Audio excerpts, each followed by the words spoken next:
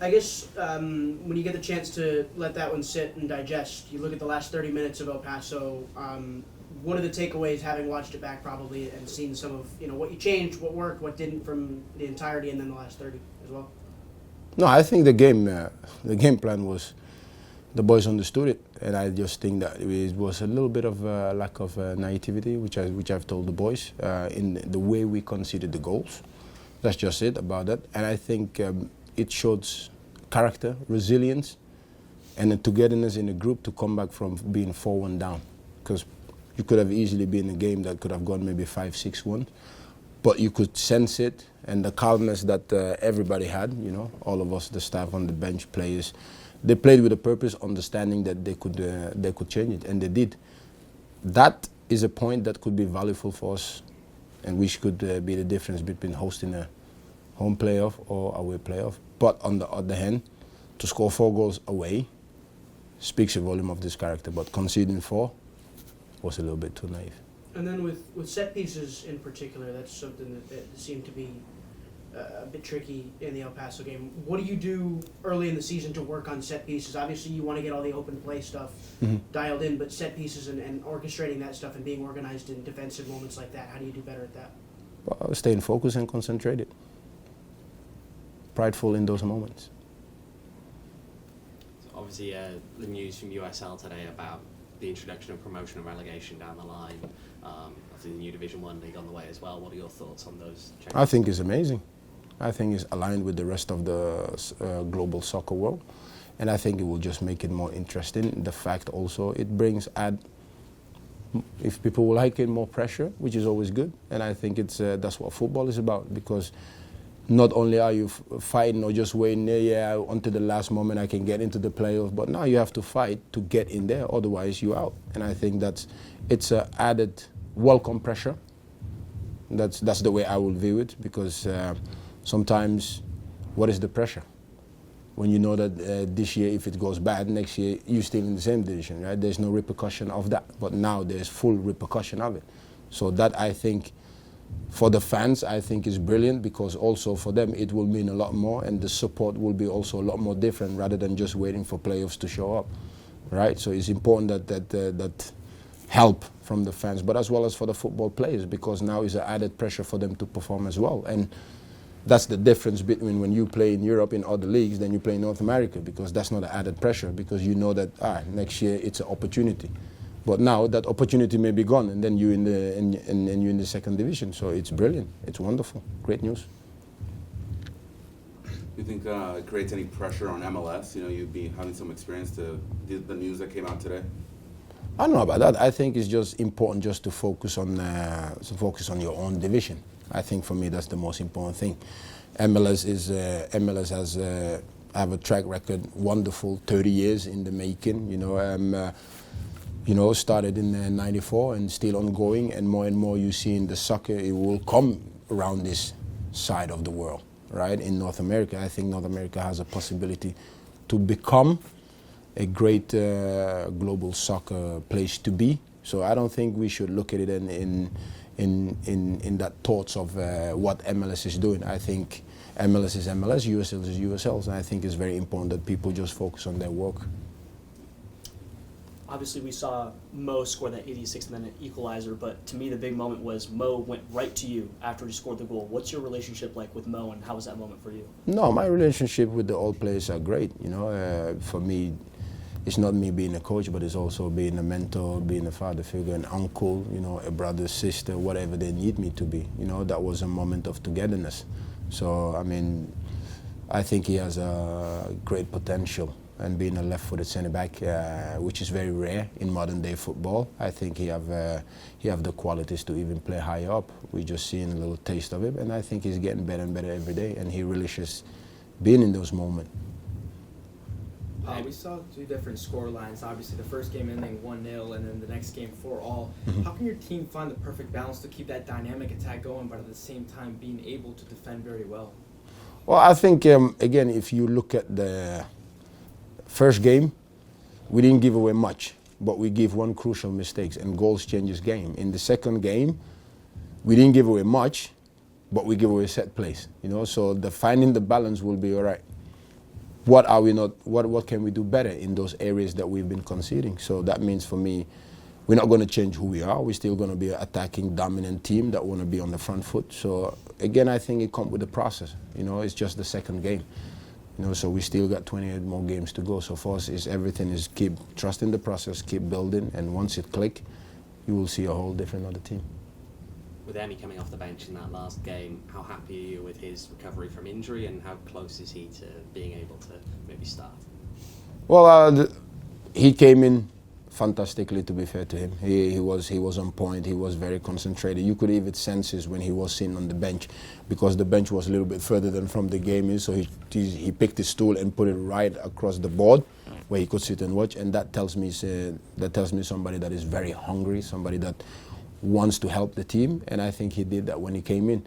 But also shout out to JP, because I think he came in fantastically and stabilized us in the middle. And that's what you need. That's why I always say I don't have an 11, I have a squad, right? And anybody can come in and you know, help the team, and that's what both Emmy and JP did. Also Sako, who by the way was on Ramadan and was just running tear, you know, get his goal. So we're very happy for him. Sticking with Emmy, just obviously prior to last season he was a central midfielder. Yeah. Last season they kind of convert him into that somewhat of a left back kind of Yeah. role. How do you see him positionally, and what goes into that thinking? For me, Emmy is a natural footballer. And when you have natural footballers in your team, and the calmness that he brings to the team, his high football IQ, you could see that with the pass to Sako, and just what that relief of pressure that he can bring for the team, as well as taking the ball and going 30, 40 yards with it, dribble. So, I mean, it's a luxury to have a player like Emmy, because he can play multiple positions, which is, in our system, very suited for him, because he can move inside, he can move wide. So you can basically call him a positionless player, you know. But we are very happy with him, and you know, he's a huge leader in this team. Going back to Mo's goal, can you just like run us down for your thoughts of like what you thought? Sorry, can you run us down on your My thoughts when he shot. Yeah, when you saw that ball. Nah, I mean, we just spoke to the group coming out of the halftime. You know, you 2-1 down, and you know that you had the first 20 minutes. We had the upper hand, but we all know goals changes games. But for us was stick to the plan. You're right. We're doing well. We're gonna get our goals. You know, it's about being patient. Again, then you come out, and you just get boom 3-1 down after 2 minutes into the second half. So your thought process become, all right, how do you manage it, right? And for us was just keep sticking to the plan. And I think it's very important as a coach that you don't get high, you don't get low, because when they see you as a coach that is stressing, I think that will also play into the play. So 4-1 down, my thought process was, this game is not done. We just need one. And I was looking at the clock, and the staff was looking at the clock, and we were discussing, and we were like, we just need one. And when that one went in, and then our thought process was, all right, you can see them, and in my thought process was they became defensive, because they want to rely on, now they're up 2 goals. So for us, once we got the third, you knew that it was just a matter of time. But when he scored that one, that I think that took everything out of El Paso, because Remy could have scored with the last chance that we had, and I think that would have erupted something in all of us.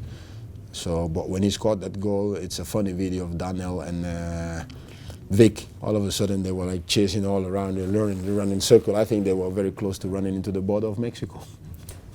When you go back to what you said about JP and how he added to the game in the second half, what do you make of kind of the options you have in that defensive midfield, that one holding midfielder role with Carl, with JP, even Noble and Julio, Yeah. you know, have the ability to sit in that space? No, absolutely. That's why I say it's very, like, we have luxury that any player that we put in is going to make the team stronger. So that's what you want as a coach, and that's when we talk about making the group competitive. You want players that can play multiple positions, but also know that for the competition, if you're not performing, next man up. And you know, that's what football is about. That's why I say I don't have a first 11. I have a squad. And then fitness headed into this weekend. You told us last week that you thought Jirtle might be able to be a part of the El Paso game. Where is he at specifically, and then the rest of the team? Oh, he's trending in a very good direction. So we're happy with where he's trending. So we take him day by day. And then the rest of the group? Rest of the group, They're all in training. You look at Rhode Island, how do they compare to some of the teams that you've already played this season? I mean, obviously, I know their head coach Kano, who's a great guy. Played this game, understand this game, very knowledgeable. Obviously, they were in the final last year, so I mean, we started against them, so it will be a great matchup. I'm looking forward to the matchup. You know, I wanted to ask you about Hope, Team of the Week, 2 assists during the game. How have you seen his development? You know, since he started here with Phoenix. It's good, but I expect more, and he knows that. Any other questions for Pa? Are we good for today? Is there? You said you know Connor, or you know of? I know Connor. Connor. How long does that relationship go back? If it does at all? But it's been since he's been in the league, you know. So for me, it's just brilliant to see another brilliant mind of coach getting his opportunity, you know, and he does it well. You know, they're building a new stadium there in Rhode Island, and also, as well as he's the GM, and he's done a terrific job at there. So I'm just happy to see a fellow coach that also played in MLS, and I got opportunity to coach. Obviously, he was 4 years at Birmingham, and this is a great opportunity for him. And like I say, his first year going into the final, you know, and had the opportunity to win it, you know, but was not meant to be. You know? So it's just, I'm looking forward to the battle, because it's always nice when you go against friends. Do you look at all into what they did last year as like a proof of concept of you can build something in this league in one off season and be at the top stage so quickly? Obviously, you always look at other coaches, but the best thing is just to be yourself. Obviously, as a former defender yourself, if you'd have taken one on like Mo did last week, would you have claimed afterwards that you're meant to do that or not? Well, I think you can claim it, because if you look at Mo, he's proven that he's done it. So for me, my honest answer is, he shot the ball. But I don't know what he said, but whatever he said, that is his decision. Would you have claimed it though? Huh? If that was you doing it, would you have claimed it? If I was claying it, Yeah, if it was. if I was playing the ball, no, the ball wouldn't go the same direction as Mo. So I can't claim something. Mine maybe would have ended up in the stands. He got better shot than me.